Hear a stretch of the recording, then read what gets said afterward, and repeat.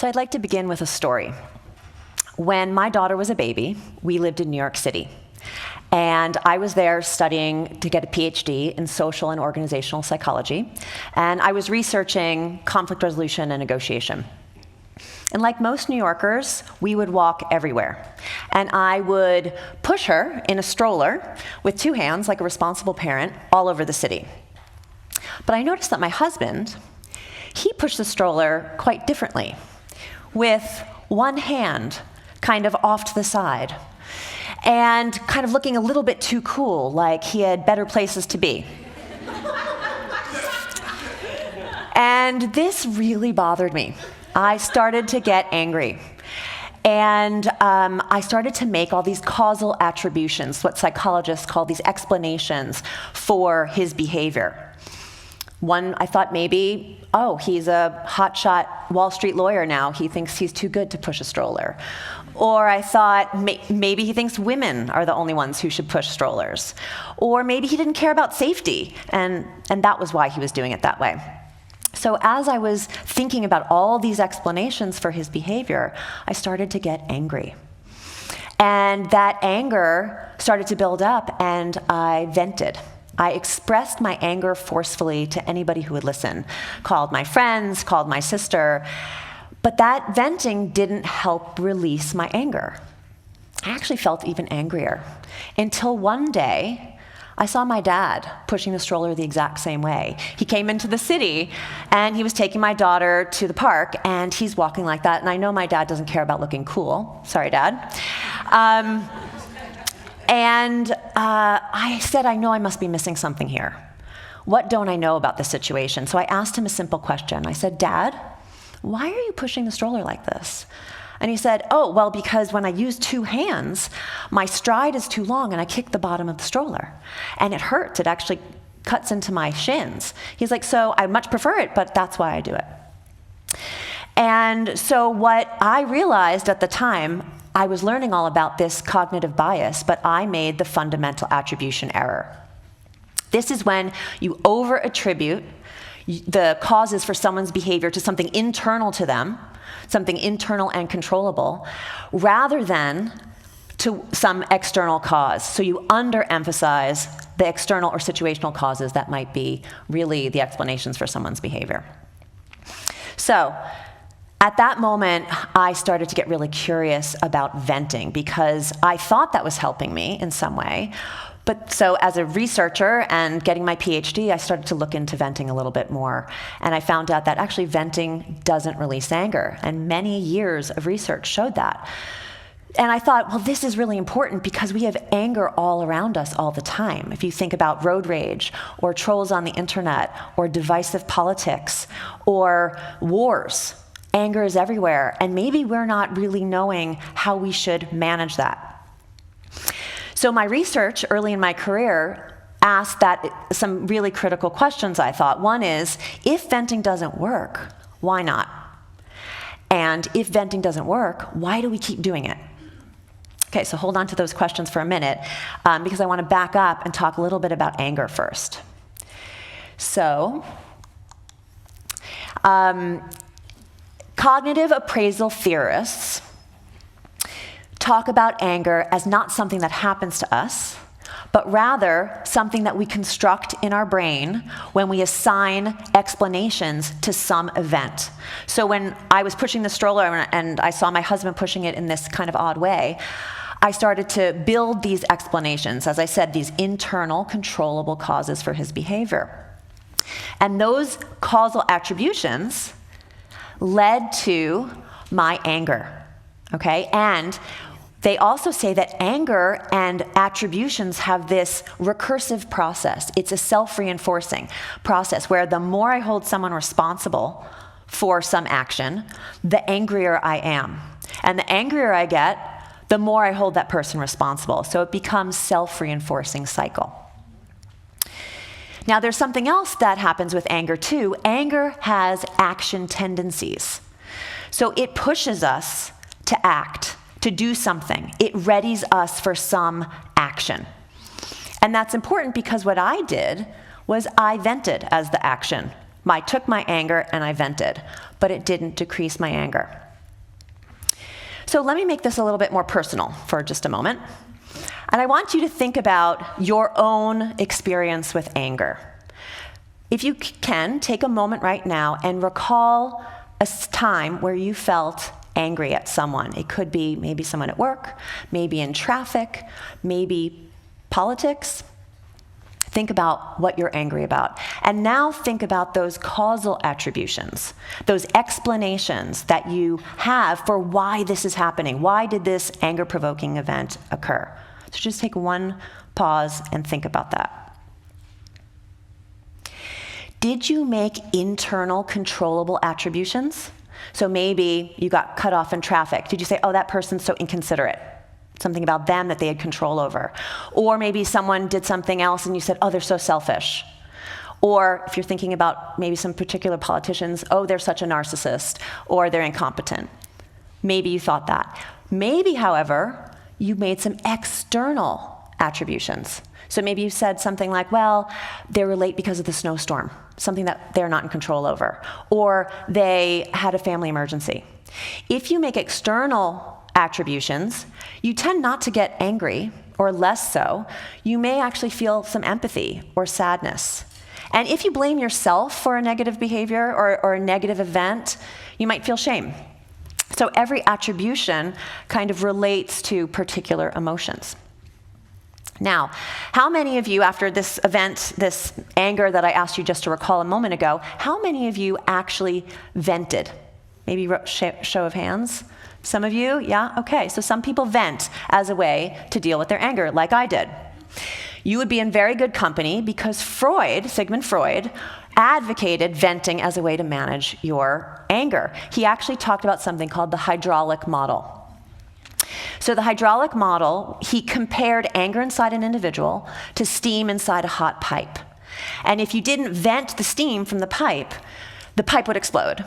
And similarly, he said, if people don't somehow release their anger through venting verbally, they would then act out. They would become aggressive. So this metaphor, it was very compelling. It stuck, right? People believed in it and they kept doing it. However, as I said just a little moment ago, most of the research on venting shows that it doesn't work.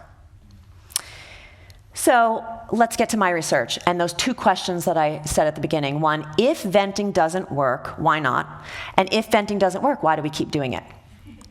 So my first research with my co-authors, we looked at venting verbally, which means expressing your anger forcefully to someone else. And we looked at the different targets. So we looked at either a friend, a third party, somebody who's not involved in the conflict, or the offender, the person involved in whatever conflict or anger-provoking incident we asked participants to recall. We also had a control group where they just recalled the anger, they didn't actually vent. And we wanted to see what happened. And to see kind of the process, that first question, why isn't the venting working? And we found that when people vented to a friend, to a third party, they vented with more internal controllable attributions. And those internal controllable attributions led to that anger. And that's that self-reinforcing cycle that I just talked about a moment ago. When they vented to the offender, interestingly, they used fewer internal controllable attributions, and they actually felt less angry. So we concluded the answer to why verbal venting doesn't work is because you're not changing those attributions. You're just rehearsing those attributions that led to your anger in the first place. Okay, so answer to question one. But that didn't answer question two, which is why do we keep doing it if it's not releasing our anger? So what we did next was venting doesn't happen in a vacuum, right? There's usually somebody responding to us. So we said, let's look at responses now. And we asked the third party, that friend, to give some responses to the person venting. They either reinforced the interpretation, so those explanations, those internal controllable attributions. They would say something like, yeah, you're right to be angry, they are really selfish. That would be reinforcing. Or we ask them to reinterpret. Well, have you thought about some other possible causes for this, maybe something external? In both cases, the anger didn't change.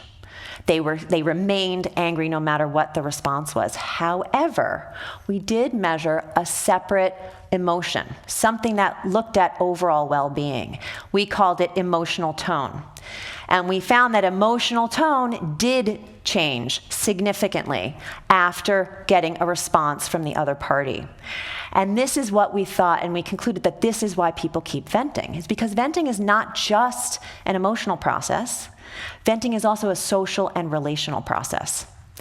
So we felt better, we felt heard, we felt less alone. So we vented. Okay. And so that's the answer to the second question. Why do we keep doing it? Because we might not be impacting our anger, but we are feeling better overall. That's not the whole story. One more thing. So when I asked you before, some people raise their hand about venting. Maybe some people do other things when they get angry. Maybe you go for a really long run. Some people said yes, yeah. Sometimes you go to the gym, maybe work out. Maybe you scream into a pillow. Well, bad news, that doesn't help either.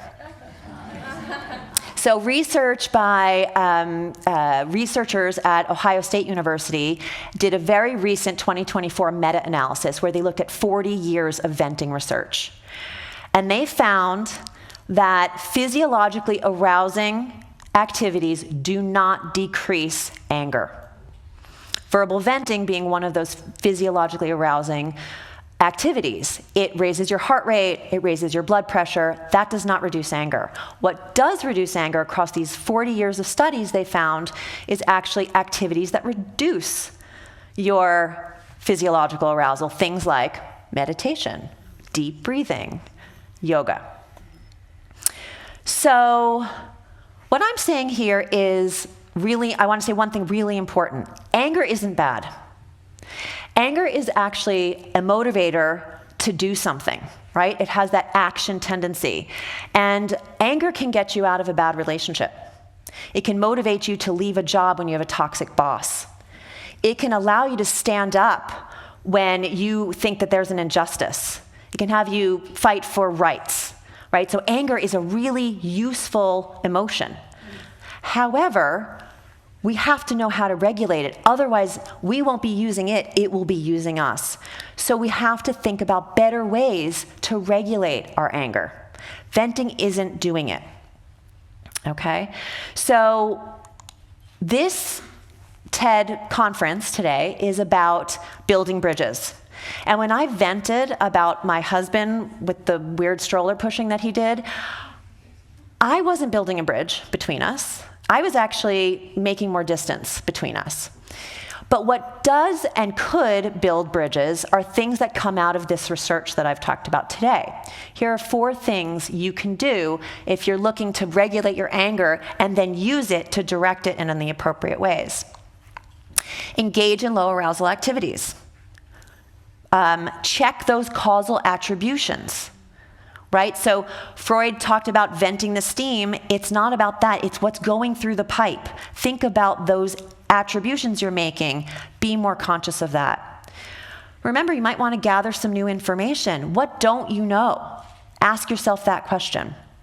And then also, be very deliberate about your actions. Consider what actions you're going to take. As I said, anger can be a useful emotion. You just want to be in charge of the actions you take. And finally, to wrap up, you might be wondering what my husband's up to these days. Well, he's no longer a Wall Street lawyer, and he actually is taking up yoga. And he does it usually right before dinner when the dishes, need to be put on the table, and maybe you might want to unload the dishwasher. And if I didn't know my research, I might say he's being really selfish, he's trying to get out of responsibilities. And I might vent. I might call my sister and vent about it, but I don't. What I do instead is I ask, what don't I know? I do a little more digging. And my daughter who was in the stroller so many years ago, well, she lives in London now. She's a huge fan of yoga, and he's practicing a lot because she's invited him to a yoga retreat so that they can do together when they see each other next month. So if you feel yourself that little spark of anger, don't vent. Check those attributions and do a little yoga. Thank you.